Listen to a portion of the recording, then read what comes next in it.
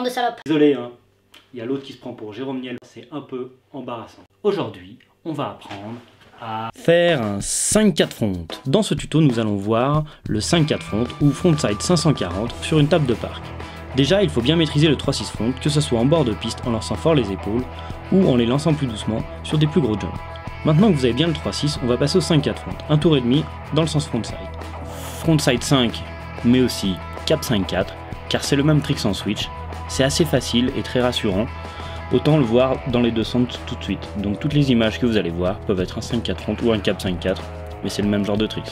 Comme d'habitude, il vous faut arriver bien fléchi sur les jambes, les épaules dans l'axe de la board, le regard fixé sur le bout du kicker, la planche bien à plat.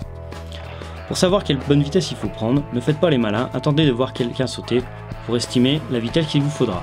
Pas trop vite ni trop doucement, le but c'est d'atterrir pile dans la réception pour que ce soit le plus doux possible. Comme dans toute rotation, l'important est la synchronisation entre l'impulsion, ici à deux pieds, et la rotation du haut du corps, à savoir les épaules et la tête. Donc impulsez bien quand vous envoyez la rotation. On peut impulser légèrement en appui sur les talons, autant que bien à plat, tout comme en léger appui sur les pointes de pied pour donner différents styles à votre 5-4 front.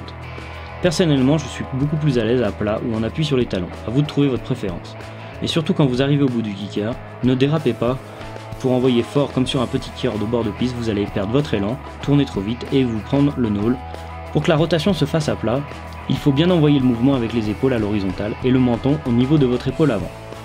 Pour désaxer, c'est la tête qui va légèrement chercher à désaxer la rotation et les épaules qui ne seront plus à l'horizontale. Dès que vous avez décollé, regroupez-vous, grabez, ça vous aidera à rester stable.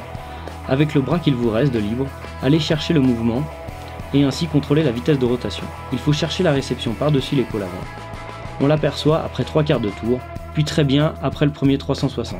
À ce moment-là, ne la lâchez pas des yeux, le mouvement est fini avec la tête, alors que vos épaules et le bas du corps continuent de tourner pour aller s'aligner vers la réception. Ramenez le bas du corps, qui est souvent resté en retard, en vous regroupant si vous avez besoin d'accélérer le mouvement pour ajuster le tir. Allez chercher la réception avec les jambes, amortissez bien en appui sur les deux pieds, en gardant les épaules dans l'axe de la board. Attention à ne pas vous faire emmener par vos épaules, il y a risque de faute de quart. Donc gardez bien les épaules dans l'axe ou légèrement en retard, c'est-à-dire face à la réception, pour arrêter la rotation, surtout si vous tournez trop vite. Regardez où vous allez. Pour ce trick, vous pouvez tout de même vous entraîner sur des bords de piste en lançant bien fort les épaules, puis sur des plus gros kickers en les lançant plus doucement. A vous de jouer et à bientôt pour un nouveau tuto snowboard de Tonton Franky.